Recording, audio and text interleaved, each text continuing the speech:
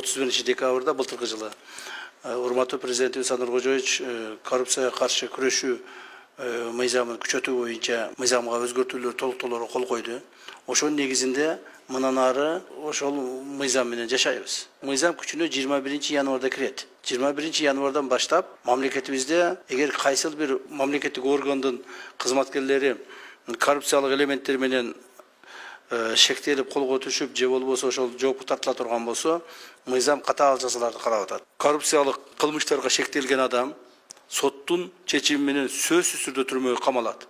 Өмүр бою мамлекеттик ишке кайтпайт. Жакын туугандары мамлекеттик, муниципалдык жана күч органдарында иштеген туугандары соттун чечими күчүнө киргенден кийин жумуштан алынат. 20-жылы урматтуу Садыр Кожоевичтин командасы бийликке келген маалда коррупциянын деңгээли мамлекетибизде приблизительно бир 70-80% деңгээлде болгон. Азыркы күндө 30-40%ке түштү.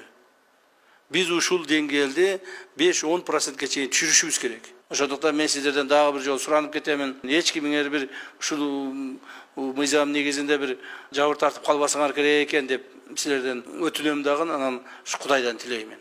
Ошон үчүн этият болуңуздар, урматтуу жетекчилер.